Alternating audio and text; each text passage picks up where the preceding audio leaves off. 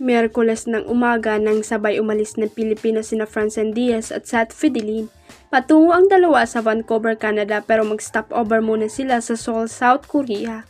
Kasama nga ang Francet Love Team sa inaabangang ASAP Vancouver kung saan magpapaulan sila ng kilig sa mga kababayan natin sa bansang yun. Hindi ito ang unang pagkakataon na maging bahagi sila sa international leg ng ASAP dahil nakasama na sila noong Gold Squad pa sila sa US leg ng show. Pero ito ang unang pagkakataon na makapunta sina Francine at Seth sa bansang Canada, kaya excited ang dalawa sa trip na ite. Kahit wala pa sa Canada ay naghahanda na ang mga fan nila roon sa salubungin sila. Nakita nga ng Abante sa X ang video ng nag-e-empake na sila ng mga regalo para kina Seth at Francine. I'm so stressed katatapos ko lang mag-pack ng tons of gift for Francette when they arrive sa Vancouver International Airport tomorrow.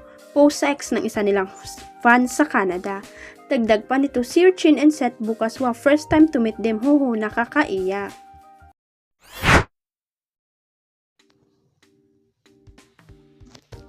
Mukhang hindi lang netizen ang laging may say kay Fiang Smith, pati pala ang management niya ay halos araw-araw din siyang pinagpagalitan. Sa YouTube interview niya sa kay RJ Diaz, inamin ng Pinoy Big Brother Gen 11 Big Winner na madalas siyang nasasabihan dahil sa mga isyong kumakalat tungkol sa kanya mula sa mga viral video hanggang sa mga controversial na online comments.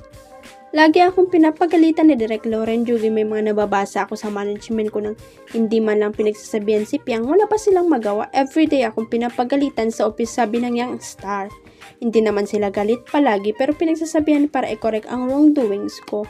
Paglilinaw pa niya na tumutukoy sa Star Magic Management na pinamumunuan ni Direk Loren. Aminado si Piang na marami sa mga isyong kinasangkutan niya ay resulta ng pagiging baguhan sa showbiz. Yung iba dun Pasko na yun tapos binabalik ng mga tao. Mali ko talaga ang mga nangyari sa akin before, inaamin ko naman yun kay Direk Loren.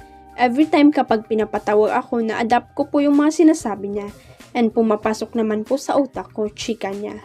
Kilala si Piang sa pagiging prangka kaya hindi rin siya umiiwas sa mga bana tungkol sa kanyang attitude. Yung masamang ugali ko attitude lalakero, lumaki ang ulo ganyan paulit-ulit na lang.